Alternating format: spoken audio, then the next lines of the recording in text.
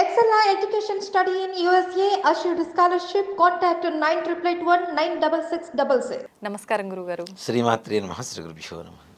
గురుగారు, ప్రతి మాసంలో మనకు అమావాస్య, పౌర్ణమి ఇలాంటివి వస్తూనే ఉంటాయి. అవును. అయితే ప్రత్యేకించి ఇప్పుడు వైశాఖ మాసంలో వచ్చే పౌర్ణమికి విశిష్టత ఉంది అని చెప్తుంటారు. ఈ మాసంలో వచ్చే పౌర్ణమికి ఎంత విశిష్టత ఉంది? ఆ రోజు మనం ఎటువంటి కార్యక్రమాలు చేయాల్సి ఉంటుంది గురుగారు? పౌర్ణమి అంటేనే నిండు చంద్రుడు. హ్మ్. చంద్రమా మనసే జాతః అని శాస్త్రం చెప్తోంది. అంటే చంద్రుడు మనఃకారకుడు అవుతున్నాడు. ఇప్పుడు మనకి జాతకంలో కూడాను చంద్రబలం తగ్గింది అంటే తప్పనిసరిగా మానసికమైనటువంటి ప్రశాంతత తగ్గి, అలాగే మనోవైకల్యంతో ఉండేటువంటి పిల్లలు ఉంటారు చూడండి, పుట్టడమే. చంద్రబలం తల్లిదండ్రుల జాతకంలో ఎక్కడైతే చంద్రబలం తగ్గుతుందో పుట్టేటువంటి పిల్లలు కూడా మనోవైకల్యంతో పుడుతూ ఉంటారు. అంటే మెంటల్గా వాళ్ళు డెవలప్మెంట్ అనేది ఉండదు, అక్కడక్కడే ఉంటారు. ఎంత వయసు పెరిగినా కూడా అలానే ఉంటారు. ముఖ్యంగా చంద్రబలం అనేది చాలా అవసరం.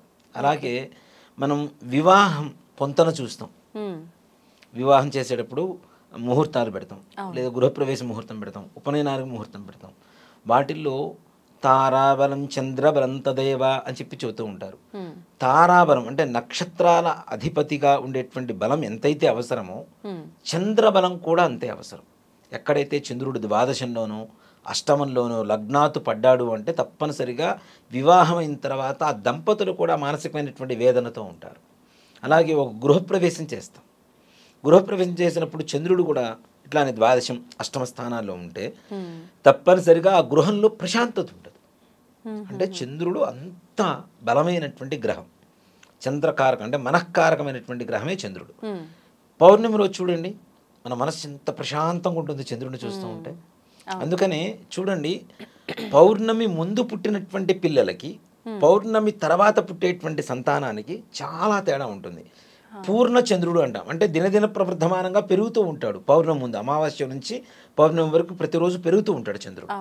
అలాగే క్షీణ చంద్రుడు అంటే పౌర్ణమి నుంచి క్షీణిస్తూ ఉంటాడు, చంద్రబలం తగ్గుతుంది కదా. అందుకనే చంద్రబలం ఉన్నప్పుడు అంటే శుక్లపక్షంలో పుట్టేటువంటి పిల్లలకి కృష్ణపక్షంలో పుట్టేటువంటి పిల్లలకు కూడా అంత తేడా ఉంటుంది. ఒక స్థిరమైనటువంటి ఆలోచన విధానం లేకపోవటం, స్థిరమైనటువంటి నిర్ణయం తీసుకోకపోవటం. ఒక పని స్టార్ట్ చేస్తారు, ఎంత అంటే అత్యుత్సాహంగా పని చేస్తారు, స్టార్ట్ చేస్తారు, మధ్యలో పోయిన తర్వాత ఆపేస్తుంటారు. మిడిల్ డ్రాప్ మెంటాలిటీ అంటాం కదా, ఈ మధ్యలో ఆపేయటం కూడా ఈ చంద్రకారకమైనటువంటి స్థితి అనే చెప్తాం. తప్పనిసరిగా అంటే చంద్రుడి బలం అనేది అంత విశేషం. పౌర్ణమికి అధిపతి ఎవరు? మనకి చంద్రుడు. ఈ వైశాఖ మాసంలో వచ్చేటువంటి పౌర్ణానికి విశాఖ నక్షత్రం అని చెప్పి చెప్పుకున్నాం. విశాఖ నక్షత్రాధిపతి గురుడు. గురువు చంద్రుడు ఎక్కడైతే కలిసి ఉంటారో, పరస్పరమైనటువంటి దృష్టి కలిగి ఏ జాతకంలో అయితే ఉంటారో వాళ్ళకి గజకేసర యోగం అంటాం. గజము అంటే ఏంటి? కేసరి అంటే సింహం. ఈ రెండు అసలు కలవు, బద్ధ వైరం. ఈ రెండిటికి కంప్లీట్ ఒక శత్రుత్వం అన్నమాట, అంత ఎనిమీస్ ఇవి. ఏనుగు నిద్రపోతుంటే ఏనుగు కలలో సింహం వస్తే ఏనుగు కుంభస్థలం పగిలిపోతుంది అంటారు. అంత శత్రుత్వం వీళ్ళు ఈ రెండిటికి. కానీ ఒకటేమో అడవికి రాజు ఏనుగు, ఇంకోటేమో మృగరాజు. ఈ రెండు కూడాను అడవిలో పరిపాలించేటువంటి రాజులే. ఈ రెండు కలిస్తే ఎలాంటి యోగం ఉంటుందో దాన్నే గజకేసర యోగం అంటాం. బృహస్పతి చంద్రుడు ఈ రెండు కలిస్తే తప్పనిసరిగా గజకేసర యోగం ఉన్నవాడు నడి రోడ్డు మీద ముష్టెత్తేటువంటి వాళ్ళకు పుట్టిన గజకేసర యోగంలో పుట్టాడు అంటే వాడి మరణం మాత్రం సామాన్యమైనటువంటి మరణం కాదు. కొన్ని లక్షల కోట్ల మంది చెప్పుకునేంత స్థాయిలో ఉండేటువంటి మరణస్థితికి, అంటే ఆ వయసుకు వచ్చేసరికి ఆ స్థాయిలోకి వెళ్ళిపోతాడు వాడు. అంత విశేషమైనటువంటి యోగమే గజకేసర యోగం అంటాం. అంటే సర్వసాధారణమైనటువంటి జననం వాడిది. కానీ వాడి ఎదుగుదల ఎలా ఉంటుందంటే 22 సంవత్సరాల నుంచి విశేషమైనటువంటి ఎదుగుదల. గజకేసర యోగంలో ఇంకో ప్రత్యేకత ఏమిటి అంటే వాడు పుట్టినప్పటి నుంచి 22 ఏళ్ల వరకు 25 ఏళ్ల వరకు ఒకలాగా ఉంటే వివాహానంతరం ఏదైతే ఉంటుందో గజకేసర యోగం అనేది సంపూర్ణంగా యోగించడం జరుగుతుంది. దానివల్ల ఇంకా సంపూర్ణమైనటువంటి వివాహానంతరం ఏమవుతుంది, చాలామంది కూడా భార్య వచ్చిన తర్వాత కలిసి వచ్చింది అనుకుంటారు. కానీ వీడి జాతకంలో గజకేసర యోగం అనేది వివాహానంతరం మాత్రమే యోగిస్తుంది ఎవరికైనా. అంటే కొంతమంది వివాహం చేసుకోకుండా ఉండిపోతారు, వాళ్ళకి వర్తించదా ఇంకా? అంతే కదా మరి. నిజంగా ఒక మాట చెప్పాలంటే ప్రేక్షకులకి, నా జాతకంలో గజకేశ్వర యోగం ఉంది, కావాలని నేను 21 సంవత్సరానికి వివాహం చేసుకున్నా, తొందరగా యోగించాలి అని. మరి నిజంగానే 21 సంవత్సరాల తర్వాత నా వివాహానంతరం నా జీవితం అసలు సంపూర్ణమైనటువంటి స్థాయికి మారిపోయింది.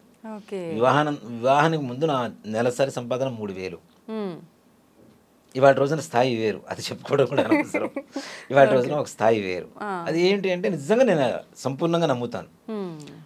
నేను జాతకం చెప్పడం అనేది నా అనుభవం, మా గురువుగారు చెప్పిన విధానం ఏదైతే ఉందో ప్రాక్టికల్గా తీసుకుంటాను నేను ఎక్కువగా.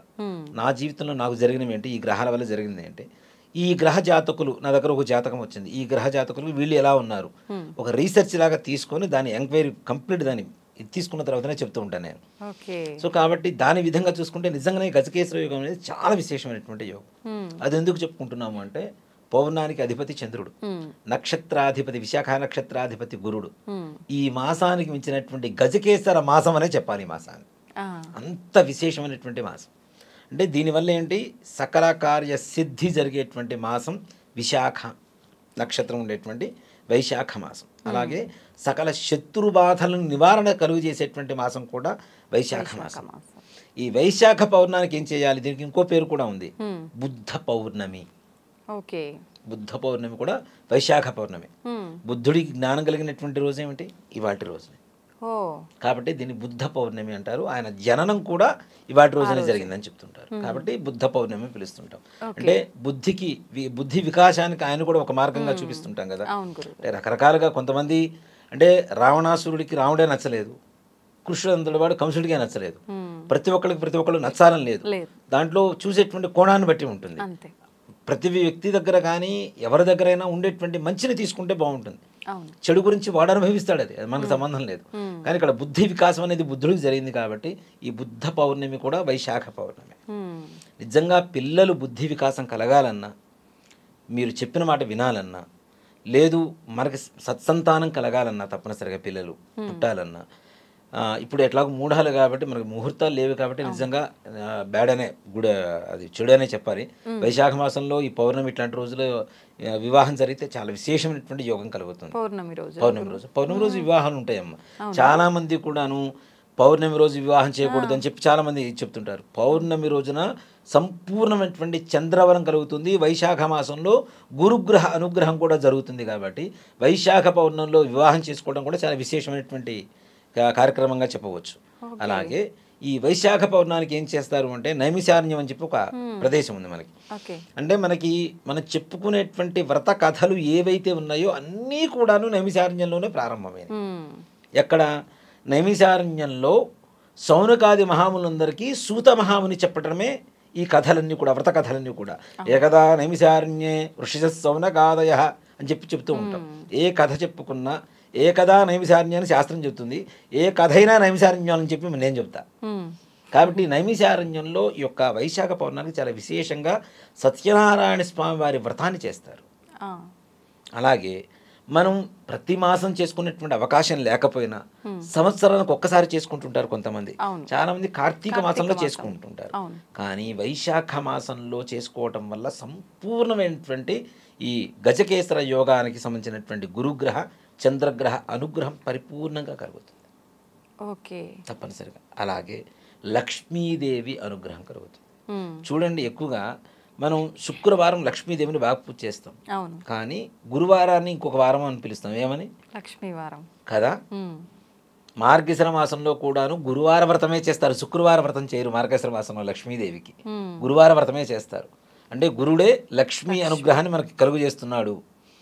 బుద్ధి కావచ్చు, అష్టైశ్వర్యాలు ఏవైతే ఉన్నాయో అవన్నీ కూడా బృహస్పతి అనుగ్రహం ఉంటే తప్పనిసరిగా వస్తాయి. కాబట్టి ఈ వైశాఖ పౌర్ణమి రోజున లక్ష్మీదేవి పూజ చేయటం చాలా విశేషమైనటువంటి విధానం. అలాగే ఉదయం పూట కాదు, సాయంకాల సమయంలో. అందుకని చూడండి, అక్షయ తృతీయ కూడా వైశాఖ మాసంలోనే వస్తుంది. లక్ష్మీదేవి పుట్టినరోజు కూడా మనకు వైశాఖ మాసంలోనే వస్తుంది. ఇక్కడ మనకి సముద్ర మథనం చేశారు కదా మనకి దాంట్లో ఉద్భవించినటువంటి గ్రహాలు బృహస్పతి కూడాను వైశాఖ మాసంలోనే ఉద్భవించాడని చెప్పి చెప్తూ ఉంటారు. కాబట్టి ఈ మాసానికి విశాఖ నక్షత్రం అధిపతి అవుతుంది, గురుడు అధిపతి అవుతున్నాడని చెప్తారు. కాబట్టి లక్ష్మీదేవి పూజ చేయటం, అది కూడాను ప్రదోష కాలంలో సాయంకాల సమయంలో చేయటం. అంతేకాకుండా లలితా సహస్రనామ పారాయణ వైశాఖ పౌర్ణమి రోజున మనం ఎప్పుడైతే చంద్రకిరణాలు మన ఇంట్లో పడుతూ ఉంటాయో, లేదా ఖాళీ ప్రదేశం బాల్కనీ కావచ్చు, ఇంటి పైన కావచ్చు, ముందు కావచ్చు, ఆ భాగంలో లలిత అమ్మవారి ఫోటో పెట్టుకొని స్థలాన్ని శుభ్రం చేసి లలిత అమ్మవారిని ఫోటో పెట్టుకొని ఆవాహన చేసి కొద్దిగా పాలతో వండినటువంటి క్షీరాన్నం వండి అమ్మవారి ముందు పెట్టి లలితా సహస్రనామ పారాయణ చేస్తే సకల జ్ఞానాభివృద్ధి కలుగుతుంది, అష్టైశ్వర్యాభివృద్ధి కలుగుతుంది ఇంట్లో. అంత విశేషమైనటువంటి రోజు ఈ వైశాఖ పౌర్ణమి. కాబట్టి ఈ ఇందాక మనం చెప్పుకున్నట్టుగా 4 మాసాల్లో విశేషమైనటువంటి మాసం. సత్యనారాయణ స్వామి వారి వ్రతం ఏ మాసంలో చేసినా చేయలేకపోయినా వైశాఖ పౌర్ణానికి వ్రతం చేసుకుంటే, వ్రతం చేసుకున్నటువంటి వాడు కూడా చాలామంది ఏం చేస్తుంటారు, పొద్దునే వ్రతం చేసుకుంటారు. ఉదయం పూట ఎప్పుడు కూడాను సత్యనారాయణ స్వామి వారి వ్రత కథలో స్పష్టంగా చెప్తూ ఉంది. నిశాఖ సమయం అంటే రాత్రి ప్రారంభకాలం, ప్రదోష కాలంలోనే వ్రతం చేయమని చెప్తుంది. ఉదయం పూట ఎప్పుడెప్పుడు చేసుకోవాలి, రాత్రి గృహప్రవేశం చేసాం పొద్దున్నే వ్రతం చేసుకోవాలి. సజ్జస్కాల పూజ అంటారు దాన్ని. పెళ్లి చేసాం మరుసటి రోజు పొద్దునే వ్రతం చేసుకోవాలి. అట్లాంటి వాటికే సజ్జస్కాలంలో ఆ వ్రతం చేసుకోవాలి తప్పితే విశేషంగా మన ఇంట్లో వ్రతం ఒక్కటే చేసుకోవాలి అనుకునేటువంటి వాళ్ళు మాత్రం పొద్దున్నే లేచి కాలకృత్యాలు నెరవేర్చుకొని చక్కగా దంతధావనాలు అన్నీ నెరవేర్చుకొని మధ్యాహ్న సమయం వరకు కూడాను చక్కగా ఉపవాసం ఉండి ఏదో చిన్న కొద్దిగా పలహారం తీసుకొని భగవన్నామ స్మరణ చేసుకుంటే ఓం నమో నారాయణాయ అనేటువంటి మంత్రాన్ని నామస్మరణ చేసుకుంటూ సాయంకాలంలో ఈ యొక్క సత్యనారాయణ స్వామి వ్రతం చేయమని చెప్పి విశేషంగా చెప్తోంది. సాయంకాలం వ్రతం చేసినట్టయితే నిజంగా చూడండి, సాయంకాల సమయంలో వ్రతం చేసుకుంటూ ఉంటే ఒక మానసికమైనటువంటి ప్రశాంతత ఉంటుంది తప్పనిసరిగా. మన కలియుగంలో ప్రత్యక్ష ఫలప్రదమైనది ఏంటి, సత్యనారాయణ స్వామి వారి వ్రతం. కలియుగంలో సత్యదేవుడు అంటాం, సత్యం నిజం, ఆయన ఉన్నది నిజం, ఆయన చెప్పేది నిజం, ఆయన చేసేది నిజం, ఆయనకి చేస్తే వచ్చేదే నిజమే. ఓకే, మరి ఇప్పుడు మనం అంతా మార్నింగ్ చేసే అన్ని లెక్కలోకి రావంటారా? రావం, ఫలితం దక్కదా? అంటే ఫలితం అని కదా, ఒక విధానం ఉన్నప్పుడు విధానాన్ని కాదని చెప్పి మనకిష్టం వచ్చినటువంటి సమయంలో చేసుకోవడం అనేది నిజంగా సాయంకాల సమయంలో ఏదో ఒక తప్పనిసరి పరిస్థితి ఇది ఉంది. ఒక మాట చెప్తానమ్మా, సాయంకాలం సినిమాకి టికెట్ బుక్ చేసుకున్నారు, నేను కమర్షియల్గా చెప్తున్నాను అనుకోకండి, అంటే ఎగ్జాంపుల్ చెప్తున్నాను. ఎన్ని పనులున్నా మానుకొని సినిమా టైంకి మనం అక్కడికి వెళ్తామా లేదా? వెళ్తాం. అరే బోడి సినిమా ఇవాళ కాకపోతే రేపు చూడొచ్చు, రేపు కాకపోతే ఎల్లుండి చూడొచ్చు, ఇవేవి కాకపోతే ఇప్పుడు కొత్తగా ఓటీటీలో వస్తున్నాయి అవి చూడొచ్చు. అన్ని పనులు మానుకొని ఆఫీసులో ఆఫ్ పెట్టి మరి వెళ్ళిపోతుంటారు వీళ్ళు, అవునా? కానీ మరి వ్రతం కోసం ఎందుకు మనం వెయిట్ చేయకూడదు?